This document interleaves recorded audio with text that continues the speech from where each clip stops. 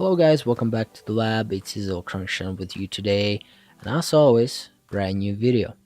In today's video, I will be building a driver which will be able to drive a Tesla coil, induction heater, and maybe a welder. So, let's get this video started.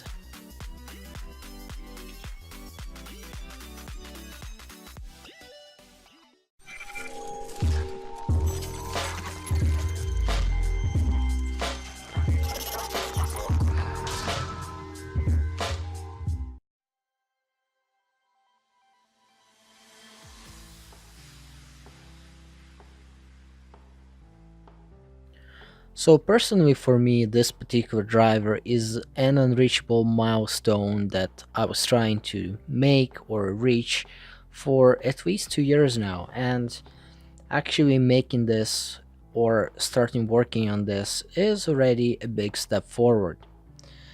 This particular driver will be able to drive a Tesla coil with some additional circuitry and an induction heater. I do have many plans for this particular driver, so I'm hoping it will turn out great.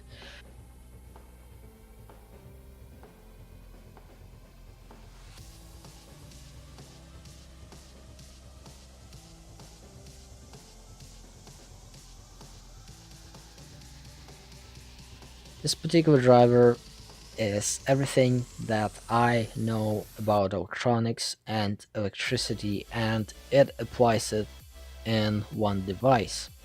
So this build is really challenging for me as I have to choose the right components and make sure they work in conjunction with each other.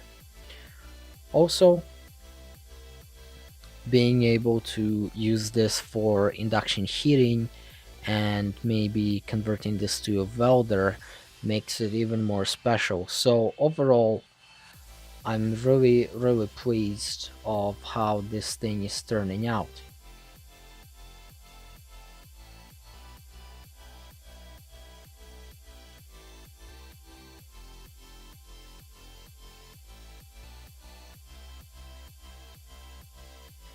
So the funny part about this driver is most of the components that you see on your screen had been either bought for a scrap metal price or was found for free, and this makes this build really special as I did not spend a lot of money on it, even though there's pretty much about $1,000 worth of components in it.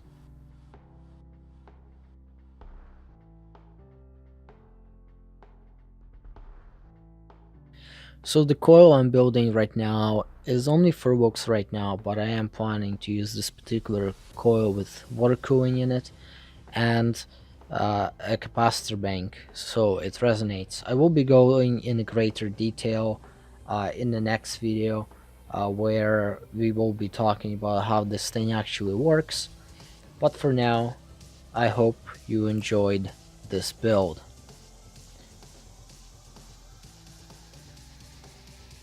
So it's about time to give you my impressions after I finished building the power stage for this driver.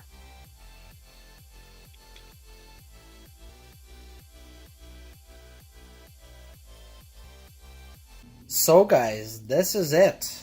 This is it. I think that this device is really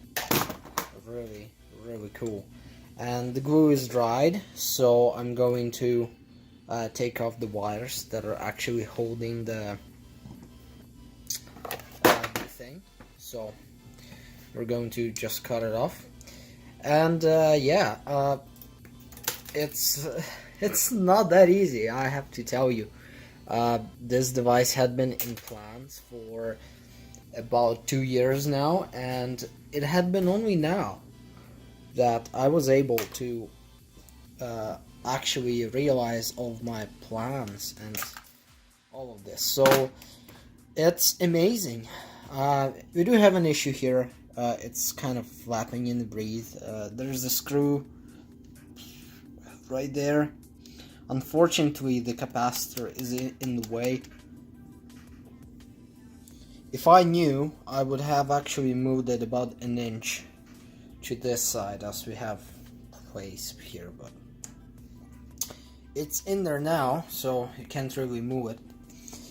So yeah, I hope you stay tuned for part 2 of this super crazy build.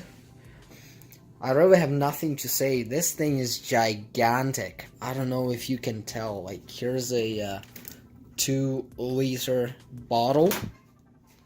This is a 2-liter bottle, like, comparing to this thing. Like, it's huge. It's just huge. And the cool part is, now when all of the power circuitry is actually complete, I can go ahead and actually do testing, but unfortunately for you, that will be in the next video. And let me know if you like what I'm doing, like, currently, this second. Like, do you like this type of video where I'm just talking to the camera, or you like the voiceover better? Just let me know, and we'll arrange everything.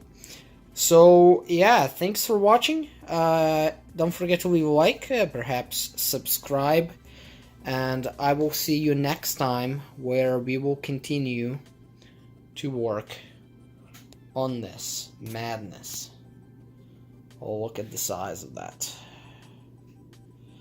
Oh, look at the size.